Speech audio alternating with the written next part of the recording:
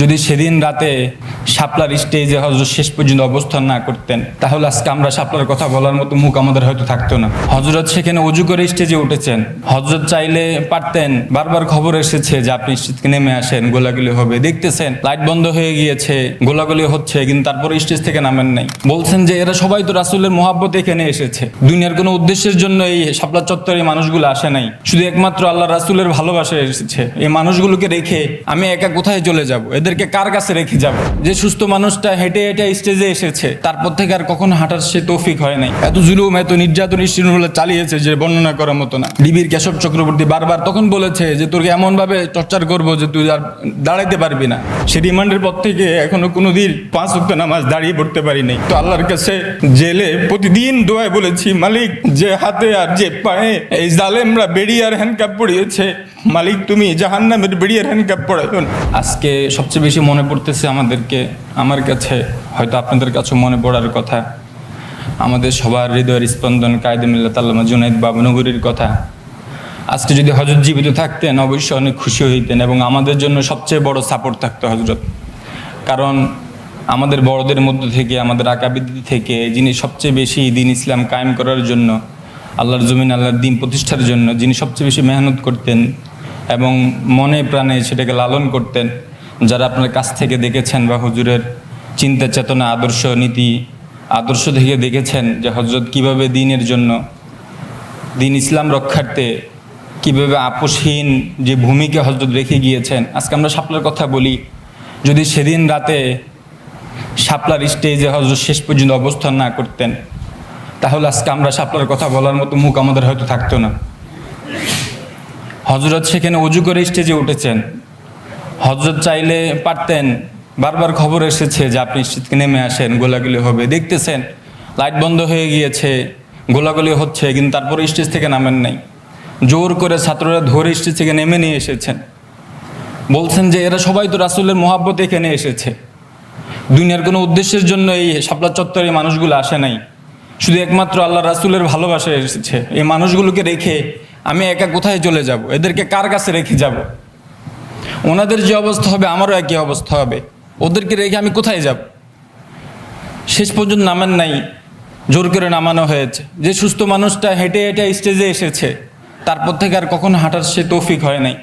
Wheel chair থেকেও এই হিন্দুত্ববাদী ভারত রাষ্ট্র, জালেম ফেসিস্ট লেডি ফেরাউন কর্তৃক বিভিন্ন ধরনের চাপ প্রয়োগ করে কত ধরনের নির্যাতন নিষ্পেষণ করেছে হুজুরের উপর, কত ধরনের চাপ হুজুরের উপর ছিল, কত ধরনের লোভ, কত ধরনের প্রতারণা, আমাদের কাছের দূরের সব কিছুর পরেও নীতি আদর্শের যে আমাদের উত্তম আদর্শ আমাদের সামনে রেখে গিয়েছেন, মৃত্যু পর্যন্ত কখনো কোনো বাতিলের সাথে তাগুতের কাছে মাথাকে নোয়ায় নাই।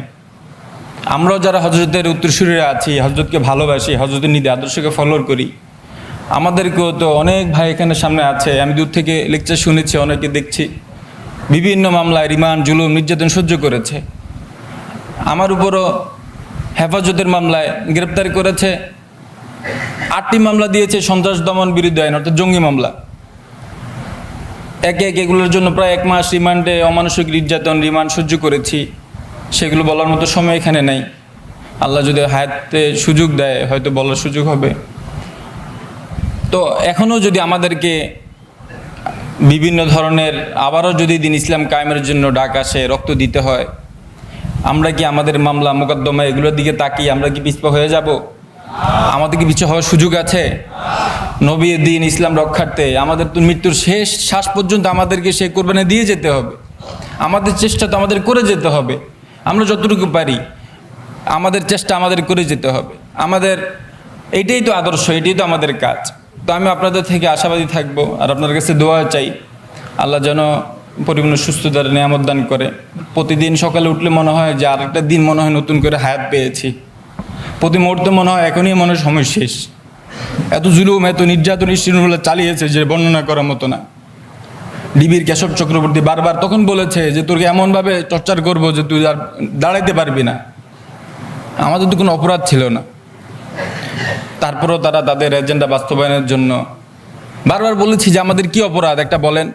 বলতেছে উপরের চাপ। এই যে আমাদের বড় ভাইরা বারবার বলতেছিল যে তারা নিজেদের র্যাঙ্ক বাড়ানোর জন্য, পজিশন বাড়ানোর জন্য, নিজেদের উপরের শুধু উপরের ওয়ার্ডার এগুলো বলে বলে অসংখ্য অগণিত নিরপরাধ মানুষের উপর কী পরিমাণ জুলুম নির্যাতন করেছে আপনারা সবাই জানেন। তারা তাদের বিচার অবশ্যই দুনিয়া আখিরাতে পাবে। আল্লাহ তাআলা কখনো কোনো জালেমকে ছাড় দেন না। অবশ্যই আল্লাহ তাআলা তাদেরকে শাস্তি দিয়েছেন, আরও কঠিন শাস্তি দিবেন। কিন্তু আমরা যারা মাজলুম আছি আমাদের কোনো লস নাই। হয়তো আমরা শারীরিক অসুস্থ, মামলা মোকদ্দমা জর্জরিত, এই যুবক মানুষ আজকে বৃদ্ধ হয়ে গিয়েছি, হাঁটতে পারি না, চলতে পারি না। সে রিমান্ডের পর থেকে এখনো কোনো দিন 5 ওয়াক্ত নামাজ দাঁড়িয়ে পড়তে পারি নাই। খুব কষ্ট লাগে যখন দেখি আমার থেকে বৃদ্ধরা দাঁড়িয়ে নামাজ পড়ে আর আমি বসে বসে নামাজ পড়ি। খুব লজ্জা লাগে নিজের কাছে। এই যে কষ্টগুলো তারা আমাদের এই জীবনটাকে রিমান্ডে টর্চার করে শেষ করে দিয়েছে, এটার বিচার হয়তো দুনিয়াতে কখনো পাবো না। কিন্তু আল্লাহর কাছে জেলে প্রতিদিন দোয়ায় বলেছি, মালিক যে হাতে আর যে পায়ে এই জালেমরা বেড়ি আর হ্যান্ডকাপ পড়িয়েছে, মালিক তুমি জাহান্নামের বেড়ি আর হ্যান্ডকাপ পড়াইন। অন্তত এটা বলার আল্লাহ তৌফিক দিয়েছেন এবং দিলে বিশ্বাস হয়েছে যে অবশ্যই আল্লাহ তাআলা জালেমের জেলখানার এই জুলুম অত্যাচারের কারণে অবশ্যই আল্লাহ তাআলা কখনো দুজকের হ্যান্ডকাপ আর বেড়ি পড়াবে না। যারা আমরা জুলুমের শিকার হয়েছি আমাদের কোনো লস নাই। যারা দিনের কাজ করতে গিয়ে সামনে জুলুমের শিকার হবো, আমাদের দুনিয়া আখিরাতে কোথাও কোনো লস নাই। কষ্ট হবে, দিন কায়েম তো কষ্টেরই পথ। সুতরাং কষ্ট, মামলা মোকদ্দমা এগুলোর ভয়ে আমরা পিছপা হয়ে যাব না। আল্লাহ তাআলা সবাইকে দিন কায়েমের লড়াইয়ে এক হয়ে থাকার জন্য তৌফিক দান করুক। আমিন ওয়া আখিরু দাওয়ানা আলহামদুলিল্লাহি রাব্বিল আলামিন।